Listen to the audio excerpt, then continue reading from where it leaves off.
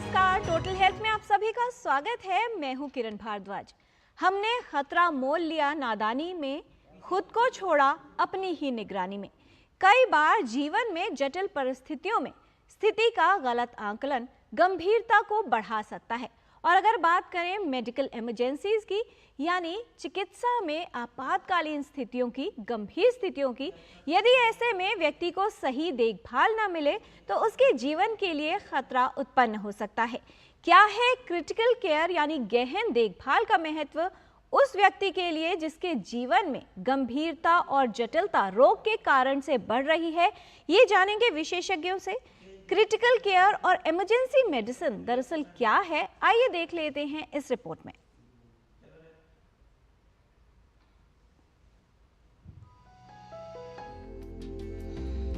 गंभीर रोगियों के लिए क्रिटिकल केयर का विशेष महत्व है। ऐसे रोगियों में गहन देखभाल जीवनदायक सिद्ध हो सकती है। क्रिटिकल केयर की आवश्यकता कई अवस्थाओं में होती है। किसी गंभीर बीमारी से ग्रस्त व्यक्ति के लिए, दुर्घटना या आपातकालीन स्थिति वाले रोगियों में, या फिर शल्य चिकित्सा यानी सर्जरी के बाद भी गहन देखभाल की आवश्यकता हो सकती है। ऐसे में विशेष देखभाल जटिलताओं से बचाव करने में और रोगी की गंभीरता को रोकने में उपयोगी सिद्ध होती है। ये स्वास्थ्य देखभाल प्रदाताओं की एक टीम द्वारा की जाती है, जिन्हें विशेष रूप से इस प्रकार की गंभीर स्थितियों को संभालने के लिए प्रशिक्षित किया जाता है। क्रिटिकल केयर एक विशेष चिकित्सा देखभाल है। ये रोगी का जीवन बचाने के लिए उपयोगी है। गंभीर रोगों या आघात की अवस्था में तुरंत क्रिटिकल केयर की आवश्यकता होती है। अस्पताल में आईसीयू में क्रिटिकल केयर की विशेष व्यवस्था होती है। आईसीयू में विशेष रूप से प्रशिक्षित स्वास्थ्य देखभाल प्रदाताओं की एक टीम होती है। ये प्रशिक्षित टीम रोगी की 24 घंटे मॉनिटरिंग और देखभाल करती है। क्रिटिकल केयर उपचार के परिणाम कई कारकों पर निर्भर करते हैं। यदि व्यक्ति को हालत बिगड़ने से पहले ही क्रिटिकल केयर मिल पाए तो उसके लिए जीवन के खतरे को कम किया जा सकता है।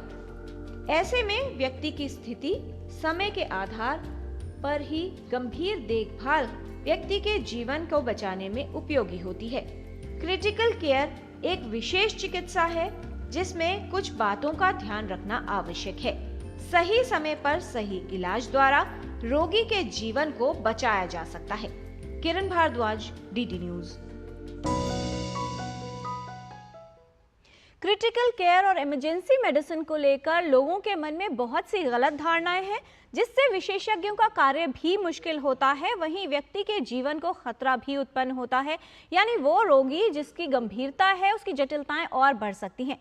ऐसे में किस तरह की देखभाल करनी चाहिए और किन बातों का विशेष तौर पर ध्यान रखना है, ये जानते हैं विशेषज्ञों से और समझ लेते हैं कि क्या है महत्व क्रिटिकल केयर का किसी भी ऐसे रोगी के लिए जो जिंदगी और मौत के बीच जूझ रहा है, जिसकी बहुत सी जटिलताएं हैं और एक एक कदम, छोटी छोटी बातें उसके जीवन को बचा या उसकी तबीयत को खराब कर सकती हैं। कौन सी बातों का ध्यान रखना है, ये जानते हैं विशेषज्ञों से। इस पर बात करने के लिए हमारे साथ स्टूडियो में उपस्थित है विशेषज्ञों का खास पैनल, तो उनसे आपका परिचय करा दें। हमारे साथ हैं doctor Sanjay Kumar, professor and head department of emergency medicine from Lady Hardinge Medical college.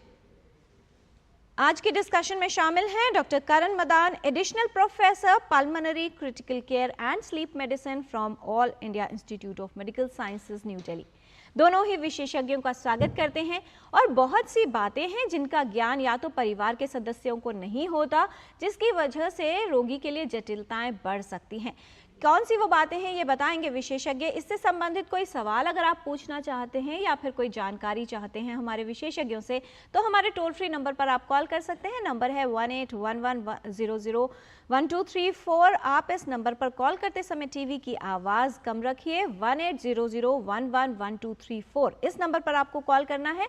साथ ही आप ईमेल के माध्यम से भी अपने प्रश्न पूछ सकते हैं। ईमेल एड्रेस है ddnewstotalhealth@gmail.com। तो आइए जानकारी की शुरुआत करते हैं और समझते हैं कि क्या है गहन देखभाल और क्या महत्व है इसका उस व्यक्ति के लिए जिसके जीवन में रोग की वजह से कई गंभीरताएं और जटिलताएं हैं। सबसे पहले डॉक्टर करण मदान आपसे समझना चाहेंगे, जब व्यक्ति का जीवन बचाने की बात आती है, वो एक ऐसी स्थिति है जिसमें रोगी को कई तरह की दिक्कतें हो रही होती हैं, पैरामीटर्स फ्लक्चुएट कर रहे होते हैं और परिवार के सदस्यों को बिल्कुल समझ नहीं आता कि ऐसे में करना क्या है। बहुत सी चिंताएं, बहुत से भ्रम, बहुत सी शंकाएं होती हैं। कितना महत्व आप मानते हैं एक ऐसे समय में रोगी को गहन चिकित्सा यानी क्रिटिकल केयर ठीक तरह से मिले, और जो डिसीजंस हैं जो व्यक्ति के जीवन को निर्धारित कर सकते हैं कि जो उसकी गंभीरता है वो कितनी रहेगी, वो सब उन पर निर्भर करता है? देखिए किरण जी, बहुत ही ज़रूरी सवाल पूछा आपने। जो क्रिटिकल केयर में एक चीज़ जो बहुत इम्पॉर्टेंट ज़रूरी है वो है समय, दैट इज़ टाइम, कि आप कितनी जल्दी क्रिटिकल केयर जिस मरीज़ को ज़रूरत है वो हम शुरू करते हैं जी। अब जो क्रिटिकल केयर है, जैसे आपने बताया, उन लोगों को जैसे चोट लगना या ट्रॉमा की स्थिति में हो सकता है, या फिर मेडिकल क्रिटिकल केयर जिनको कुछ बीमारियां हैं, उसके लिए उनकी हालत गंभीर हो गई है जिसके लिए उनको क्रिटिकल केयर देना है। तो जब ये देखते हैं तो समय बहुत ज़रूरी है। जिसको मान लीजिए इन्फेक्शन है, ये भी देखा गया है कि अगर आप जितना समय डिले करते हैं एंटीबायोटिक शुरू करने में, जिसको ऑक्सीजन की ज़रूरत है उसको ऑक्सीजन प्रदान करने में, तो उन मरीज़ों का जो आउटकम है, जो उनके ठीक होने की संभावना है, वो इफ़ेक्ट होती है।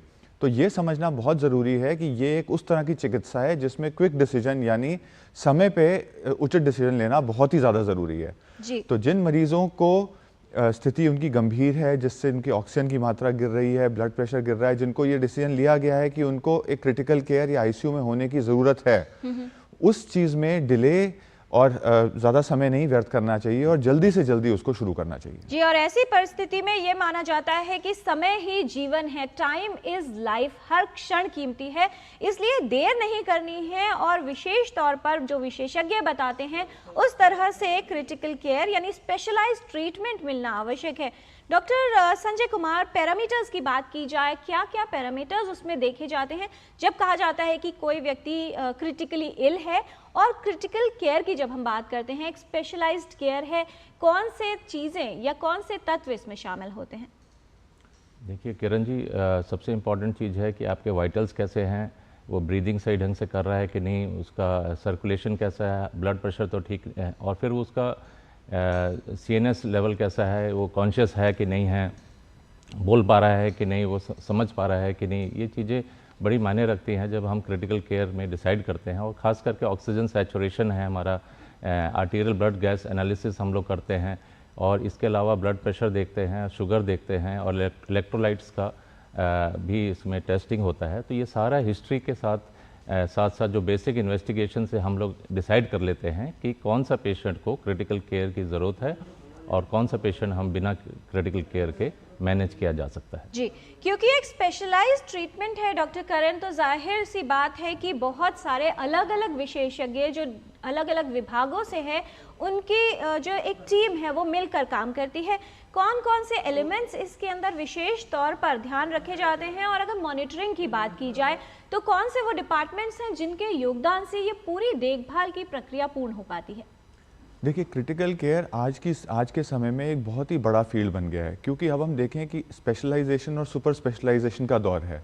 जिस तरह आप देखें कि एक अलग अलग जैसे विभाग हैं, और आजकल अलग अलग विभाग अलग अलग तरह से स्पेशलाइज्ड क्रिटिकल केयर भी प्रदान करते हैं जी। अगर आप एक ओवरऑल एक बड़े उसमें स्तर पे देखें तो एक सर्जिकल क्रिटिकल केयर है और एक मेडिकल क्रिटिकल केयर है, जो कि इमरजेंसी टाइप की क्रिटिकल केयर है, उसमें एक सर्जिकल पार्ट मेन आ जाता है और मेडिसिन वाला भी आता है। लेकिन अगर आप मेडिकल क्रिटिकल केयर की बात करें तो आजकल उसमें भी कई स्पेशलाइजेशन है, जैसे गैस्ट्रो लाइक पेट के या लिवर के डिजीज से रिलेटेड, या फिर न्यूरो क्रिटिकल केयर दिमाग के डिजीज से related, pulmonary critical care lung से रिलेटेड। तो ये हम इसको एक स्पेशलाइज्ड वे में भी देख सकते हैं, लेकिन जो प्रिंसिपल्स होते हैं इलाज के किसी मरीज के, वो ज़्यादातर सेम होते हैं, जिसमें ये जो इम्पोर्टेंट उसके जो एक कंपोनेंट जो हम कहें उसके तत्व हैं वो हैं, एक तो ऑक्सीजन का लेवल ठीक करने के जो यंत्र होते हैं, जैसे कि मैकेनिकल वेंटिलेटर कहते हैं, या हाई फ्लो वाली ऑक्सीजन डिवाइस या ऑक्सीजन प्रदान करने वाली चीज़ें। नॉन इन्वेजिव वेंटिलेशन जो मास्क द्वारा दी जाती है, ये भी एक ऑक्सीजनेशन का तरीका है। दूसरे वो चीज़ें होती हैं जिससे हम मरीज़ के बीपी, ब्लड प्रेशर, सर्कुलेशन को मेंटेन करते हैं। कुछ ऐसी दवाइयाँ होती हैं जो कि एक कंटिन्यूस इन्फ्यूजन जब हम कहते हैं, जैसे एक बार टीका ना लगाना बट कंटिन्यूस 24 घंटे वो टीका चलना, जिस तरह से उसका बीपी मेंटेन रहे, ये इन्फ्यूजन पंप, ये सब चीज़ें भी एक लगी होती हैं।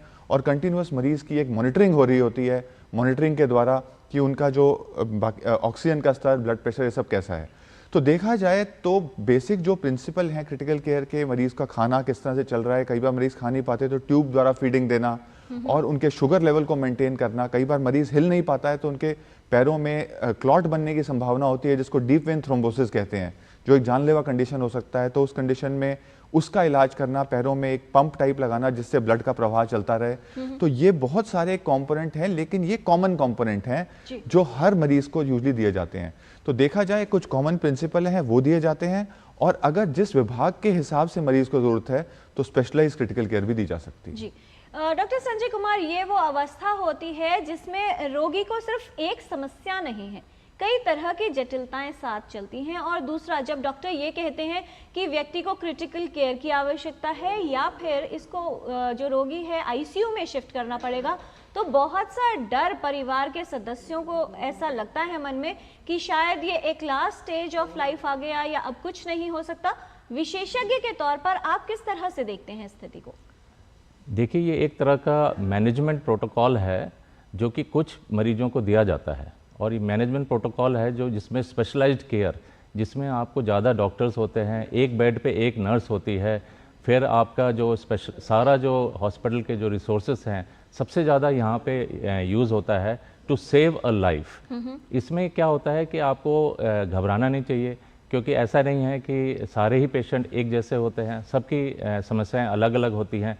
कुछ लोग ज़्यादा सीरियस कंडीशन में आते हैं, कुछ लोग हो सकता है कि ऐसे कंडीशन में आए जो कि रिवर्सिबल हो, और ज़्यादातर ये भी देखा गया है कि रिवर्सिबल कॉजेस ही क्रिटिकल केयर में आते हैं, जैसे कि इन्फेक्शन है, किसी को लंग में इन्फेक्शन है या कोई और ब्रेन में इन्फेक्शन है, या फिर कोई सर्जरी के बाद वो क्रिटिकल केयर में कुछ समय के लिए रखते हैं आईसीयू में, या हाई डिपेंडेंसी यूनिट जिसको कहते हैं, उसमें कुछ समय के लिए रखा जाता है, लेकिन उसके बाद फिर उसको वहाँ से शिफ्ट कर दिया जाता है, वीन ऑफ कर दिया जाता है, या फिर कुछ टेम्पररी समय के लिए, जैसे लंग फेलियर हो गया जिसको सीओपीडी, और टाइप 2 रेस्पिरेटरी फेलियर या टाइप 1 रेस्पिरेटरी फेलियर हो, ऐसे मरीजों को भी क्रिटिकल केयर में ऑब्जर्वेशन के लिए भी रखा जाता है। कई बार जरूरी नहीं है कि सभी को वेंटिलेशन पे ही डालना है आपको, तो ऑब्जर्वेशन में या क्लोज वॉच के लिए ऐसे मरीजों को जो बिल्कुल क्लोज वॉच किया जाए, उनके वाइटल्स देखा जाए, या कुछ भी ऐसा हमें अंदेशा है कि इसके साथ कुछ भी हो सकता है या कुछ सीरियस कंडीशन हो सकती है, तो ऐसे मरीजों को भी हम वहाँ पे ऑब्जर्वेशन के लिए भी रखा जा सकता है। तो विशेषज्ञ के तौर पर आपके लिए मुश्किल होता है जो फैमिली मेंबर्स हैं उनको समझाना, क्योंकि वो एक इमोशनल अटैचमेंट और जो ट्रॉमा की भी स्थिति है उसमें शायद जो फैक्ट्स हैं वो समझाना थोड़ा सा मुश्किल रहता है?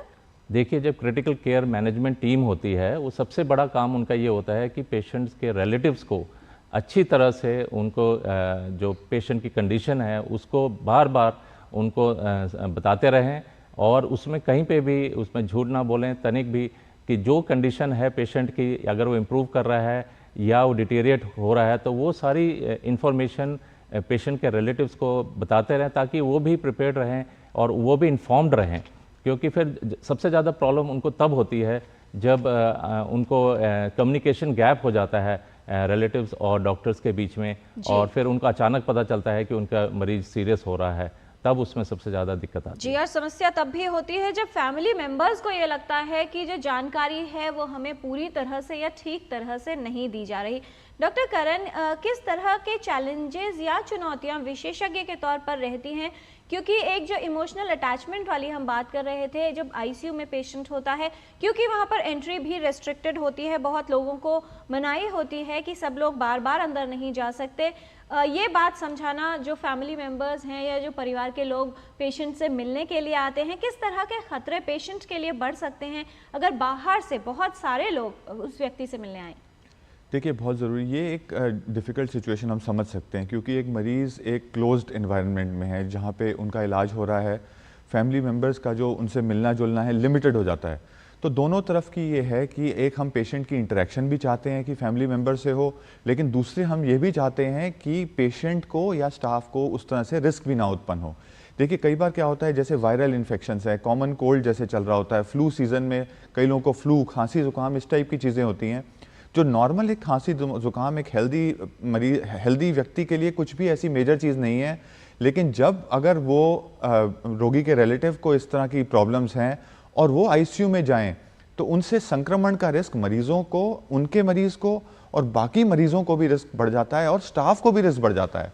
तो इससे ये हो सकता है कि जो आईसीयू में क्रिटिकल केयर में कई बार मरीज होते हैं जो इम्यूनो कॉम्प्रोमाइज कहते हैं, जिनकी इम्यूनिटी किसी वजह से कम होती है, जैसे पोस्ट ट्रांसप्लांट के मरीज हैं, डायबिटीज़ के मरीज हैं, जिनका इम्यून स्तर वैसे ही कम है। अगर बाहर से लोगों के रिलेटिव्स वो इन्फेक्शंस लेके आईसीयू में आएंगे, उन इन्फेक्शन से बाकी मरीजों को और उनके खुद के मरीज को रिस्क बढ़ सकता है।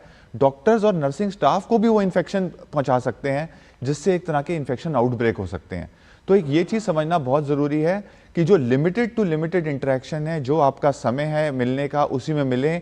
बहुत ज़्यादा से ज़्यादा लोगों को और रिश्तेदारों को मिलने के लिए आप फोर्स ना करें ट्रीटिंग टीम को, बिकॉज उस तरह से आप अपने मरीज के लिए एक रिस्क उत्पन्न करते हैं। जी, बहुत सारे ईमेल्स हमारे पास आ गए हैं। डॉक्टर संजय, एक ईमेल है, शुचित जी हैं, वो ये जानना चाह रहे हैं कि उनके पिताजी, उनकी आयु है 68 ईयर्स की एज है और आईसीयू में एडमिट है।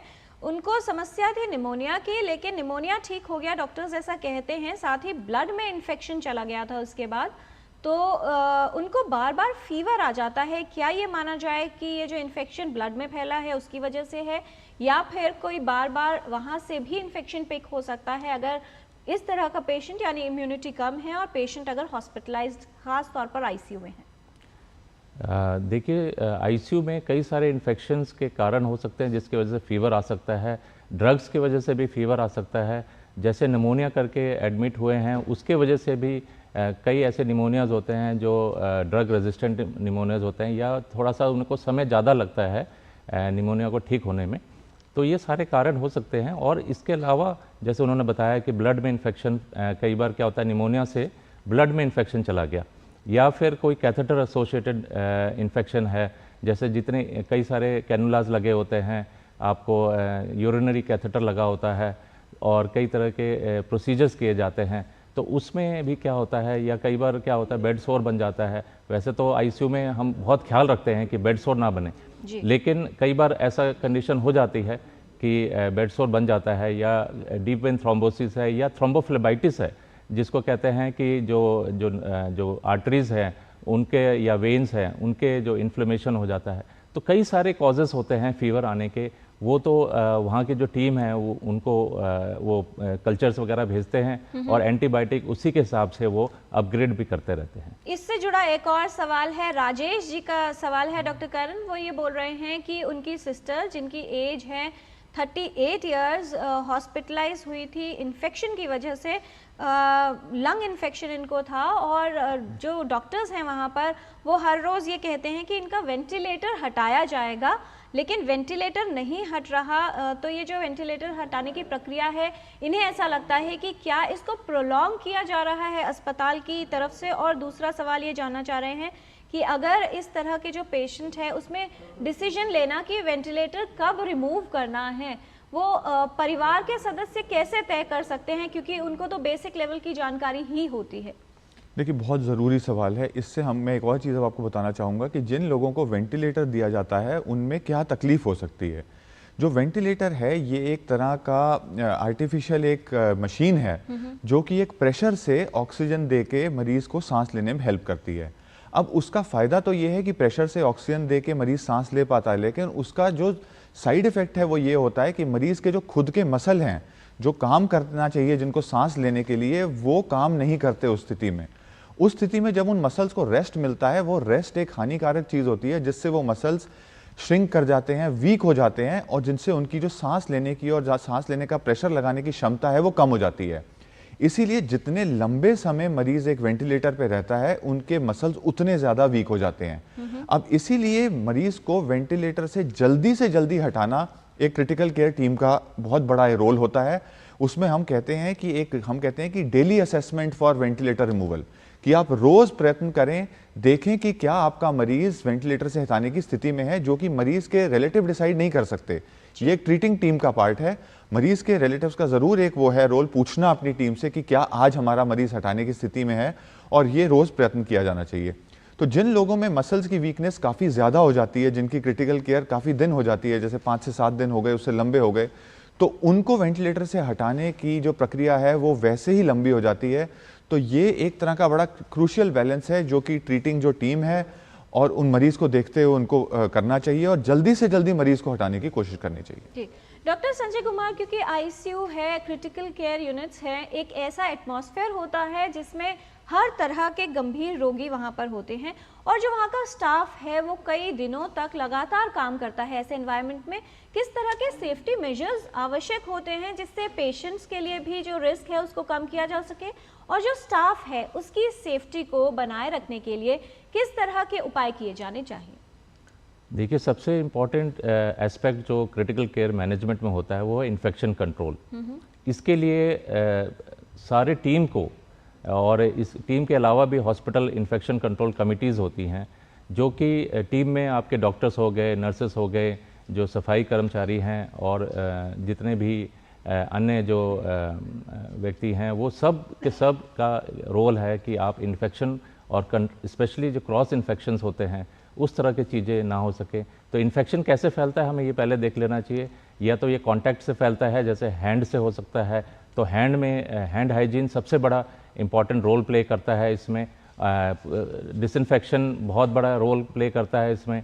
आपका फिर जो क्लोथिंग से होता है, क्लोथिंग से भी काफ़ी फैलने के चांस, तो आपको प्रॉपरली जो गाउन्स होते हैं वो पहनना चाहिए या एप्रन पहनना चाहिए और फिर उसके अलावा मास्क आपको पहनना चाहिए, शू कवर होता है, इसके अलावा पूरा जो आपका हेड कैप हो गया। तो ये सारी चीज़ें, इसके अलावा जैसे मैंने बताया कि मेटिकुलस डिसइंफेक्शन और स्टेरिलाइजेशन बहुत ही इंपॉर्टेंट है। और कैथेटर केयर हो गया, जैसे यूरिनरी ट्रैक्ट इन्फेक्शन हो जाता है या कैनुला जो है, आपको कैनुला में हर रोज़ देखना होता है कि कहीं थ्रोम्बोफ्लेबाइटिस तो नहीं बन रहा है, कैनुला के आसपास ब्लड इकट्ठा तो नहीं हो गया, इन्फेक्शन तो नहीं फैलने के चांसेस हैं उसमें।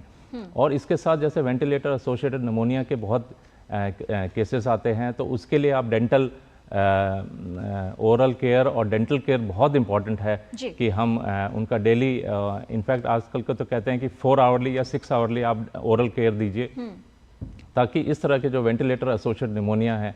और फिर सिडेशन का बहुत बड़ा रोल होता है इसमें, सिडेशन कम रखें, ज़्यादा से ज़्यादा सिडेशन ना रखें। और जैसे डॉक्टर करण ने बताया कि वीनिंग के लिए हम एवरी डे हम लोग उसमें ट्राई करें। और इसके अलावा फिर हम जो हॉस्पिटल इन्फेक्शन कंट्रोल कमेटी होती है उनका बहुत बड़ा रोल होता है कि एयरबोर्न जो है, जैसे ह्यूमिडिफायर है या एरोसोल जो होते हैं, जैसे एसी प्लांट से हो गया, नेबुलाइजर, ह्यूमिडिफायर्स, इनका वो सैंपल लेते रहें। वहाँ से जो आपके जो सरफेस इन डिसइंफेक्टेंट होता है, सरफेस से भी वो सैंपल लेते हैं, वाटर के सैंपल लेते हैं वो। और फिर जो माइक्रोबायोलॉजी में जो टीम है वो पूरा वो आपके एंटीबायोटिक पॉलिसी बनाती है कि कौन कौन से ऑर्गेनिजम्स हॉस्पिटल में आइसोलेट हो रहे हैं और क्या क्या सेंसिटिविटी है, उस कौन कौन से एंटीबायोटिक से सेंसिटिव है या रेजिस्टेंट है। तो उस तरह की एक एंटीबायोटिक पॉलिसी बनती है और एक बहुत बड़ा SOP बनता है कि आपको इन सभी बातों का ध्यान रखा जाता है। और विशेष तौर पर जो अटेंडेंट्स देखते हैं वहां पर पेशेंट को ये भी कहा जाता है कि एक अटेंडेंट सिर्फ एक पेशेंट की ही देखभाल करे, जिससे क्रॉस इन्फेक्शन के चांसेस या रिस्क को भी कम किया जा सकता है। आज हम टोटल हेल्थ में बात कर रहे हैं critical care and emergency medicine के बारे में। हमारे साथ हैं डॉक्टर संजय कुमार, हमारे साथ हैं डॉक्टर करण मदान, और कुछ और भ्रमों को दूर करने की कोशिश करेंगे रैपिड फायर क्वेश्चंस राउंड के माध्यम से। पहला सवाल डॉक्टर संजय कुमार आपसे, बहुत से लोग ये मानते हैं कि क्रिटिकल केयर का मतलब है last stage of the life, क्या ये बात सही है? नहीं, ऐसा नहीं है। बहुत सारे केसेस पेशेंट जो हैं वो बच जाते हैं और बहुत ही कम केसेस होते हैं जो कि लास्ट स्टेज में पहुंचते हैं। Doctor Karan Madan, critical care का मतलब है सिर्फ वेंटिलेटर लगाना? नहीं, ये बिल्कुल गलत है। क्रिटिकल केयर वेंटिलेटर के अलावा बहुत सारी चीज़ें होती हैं जो कि मरीज को ओवरऑल उसको इम्प्रूव करने में हेल्प करती हैं, जैसे उसका BP ठीक करना और बहुत सारी चीज़ें, सिर्फ वेंटिलेटर नहीं है। डॉक्टर संजय, क्या क्रिटिकल केयर उन्हीं रोगियों के लिए है जिनको इंजरी या किसी तरह का आघात हो या जो दुर्घटना वाले लोग होते हैं? नहीं, ये तो एक एस्पेक्ट हो गया क्रिटिकल केयर का, जो ट्रॉमा क्रिटिकल केयर होता है। इसके अलावा जैसे डॉक्टर करण ने बताया कि न्यूरोसर्जिकल और सर्जिकल ICU अलग होता है, मेडिकल ICU अलग होता है, कोरोनरी केयर अलग होता है, तो बहुत सारे रेस्पिरेटरी केयर अलग होता है, तो बहुत सारे ICUs है, तो क्रिटिकल केयर उसी हिसाब से डिवाइडेड है। डॉक्टर करण, बहुत से लोग ये मानते हैं कि काफ़ी हॉस्पिटल्स ऐसे हैं जो सिर्फ अपना बिल बढ़ाने के लिए रोगी को ICU में शिफ्ट कर देते हैं, मतलब अधिकतर मामलों में इसकी आवश्यकता नहीं होती, क्या कहेंगे आप? देखिए, अब ये कई बार हॉस्पिटल टू हॉस्पिटल प्रैक्टिस से भी वेरी करता है। पर ज़रूरी यही है कि उन्हीं मरीज़ों को क्रिटिकल केयर और आईसीयू की प्रॉपर केयर दिए जाए जिनमें ऐसी कोई स्थिति है जिसके लिए उनको वेंटिलेटर, ऑक्सीजन, बीपी या अनस्टेबल, जो मरीज स्टेबल नहीं है उनको शिफ्ट किया जाए। कई बार स्टेबल मरीज भी होते हैं जिनको गहन मॉनिटरिंग की जरूरत होती है, उनको भी शिफ्ट किया जाता है। डॉक्टर संजय, क्रिटिकल केयर को जितना डिले किया जाए, विलंब हो जितना, उतना ही बेहतर है? नहीं, इसका उल्टा, बल्कि जितना क्रिटिकल केयर जितना जल्दी दिया जाएगा उतना अच्छा रिजल्ट रहेगा आपको, क्योंकि आपको एक स्पेशलाइज्ड केयर मिल रही है क्रिटिकल केयर में। क्या क्रिटिकल केयर, इमरजेंसी मेडिसिन और पैलिएटिव केयर एक ही स्थिति या देखभाल है डॉक्टर करण? देखिए, नहीं, पैलिएटिव केयर आपने बहुत ज़रूरी आप चीज़ लाए। पैलिएटिव केयर वो होता है कई बार जिन मरीज़ों में लगता है कि उनके डिजीज़ को सही होने की संभावना नहीं है, जैसे कि एडवांस्ड कैंसर है या फिर एक एडवांस्ड ऐसा डिजीज़ है जिससे मरीज़ के वापस आने के चांसेस काफ़ी कम होते हैं। उस केस में ज़रूरी ये होता है कि मरीज़ का कंफर्ट हम ऑप्टिमाइज़ करें, जिसको पैलिएटिव केयर कहते हैं, जिसमें कि मान लीजिए एंड ऑफ लाइफ केयर है, उसमें मरीज़ अपने अंतिम उस समय में कंफर्टेबल रह पाए। ये एक अलग, एक बहुत स्पेशलाइज्ड पार्ट है क्रिटिकल केयर का। देखिए, राइट। डॉक्टर संजय, क्या क्रिटिकल केयर का मतलब है पेन एंड सफरिंग, यानी दर्द और बहुत ज़्यादा सफ़र करना पेशेंट के लिए? जी नहीं, ये बिल्कुल गलत है, क्योंकि यहाँ तो हम सिडेशन और मसल रिलैक्सेंट से पेशेंट को बहुत खास ख्याल रखा जाता है और एनाल्जेसिया काफ़ी यूज़ होता है, तो इसमें इस तरह की चीज़ें नहीं होती, बल्कि उनसे राहत मिलती है। बल्कि इससे राहत होती है। जी डॉक्टर करण, क्या बहुत ज़रूरी है हाइजीन का ध्यान रखना या ऐसे व्यक्ति को सही न्यूट्रिशन या पोषण का विशेष ध्यान देना? बहुत ज़रूरी है हाइजीन। जैसे बताया, इन्फेक्शन कंट्रोल सबसे इंपॉर्टेंट पार्ट है। बहुत सारी चीज़ें जो इन्फेक्शन को रोकती हैं, और जो न्यूट्रिशन है वो बहुत ही ज़्यादा ज़रूरी पार्ट है, बिकॉज जैसे मैंने बताया वेंटिलेटर पे वीकनेस बहुत जल्दी आ जाती है, तो न्यूट्रिशन देना, जो नहीं खा पा रहे उनको ट्यूब से देना या कई बार ब्लड के रास्ते भी न्यूट्रिशन देना पड़ता है। डॉक्टर संजय, बहुत से लोगों को ये डाउट रहता है कि बार बार आईसीयू या क्रिटिकल केयर में रोगी की जांच बहुत रिपीट करवाई जाती है, क्या इसकी आवश्यकता वाकई होती है? जी, बहुत ज़रूरी है, क्योंकि ये क्रिटिकल मिनट टू मिनट इसमें डिसीजन लेना होता है। और कई बार क्या होता है कि एक दिन में हम कई बार 3 बार 4 बार भी ब्लड सैंपल्स भेजे जा सकते हैं, तो ये बहुत ही अत्यंत आवश्यक होता है पेशेंट का मॉनिटरिंग करने के लिए। डॉक्टर करण, बहुत से लोग ये मानते हैं कि अगर रोगी को परिवार के लोग बार बार मिलने आएंगे तो उसके लिए अच्छा है, और डॉक्टर सिर्फ इसीलिए कि उनके लिए कंफर्ट रहे रोगी से मिलने नहीं देते। क्या संदेश देना चाहेंगे आप हमारे व्यूअर्स को?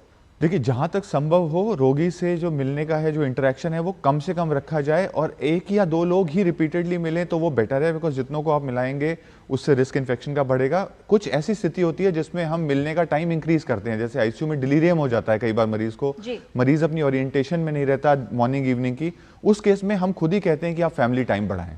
राइट। डॉक्टर संजय, क्या संदेश देना चाहेंगे, क्या महत्व है क्रिटिकल केयर का, और इसे समझना सभी के लिए कितना और क्यों आवश्यक है? ये सबसे इम्पॉर्टेंट चीज़ है, क्योंकि आपका मरीज वहाँ पे है और आप किस तरह से सहयोग कर सकते हैं डॉक्टर टीम को, और ज़्यादा प्रॉब्लम ना क्रिएट करते हुए आप उसको समझ के ही, आप इंफॉर्मेशन से ही आप सहायता कर सकते हैं डॉक्टर टीम को और अपना सहयोग दे सकते हैं। बहुत धन्यवाद इस तमाम जानकारी के लिए डॉक्टर संजय कुमार, डॉक्टर करण मदान, आप दोनों का ही। बहुत से अहम विषयों पर बात की है और बहुत से भ्रमों को दूर किया है, जिसकी वजह से जटिलताएं भी बढ़ती हैं रोगी के लिए और जीवन के लिए खतरा भी।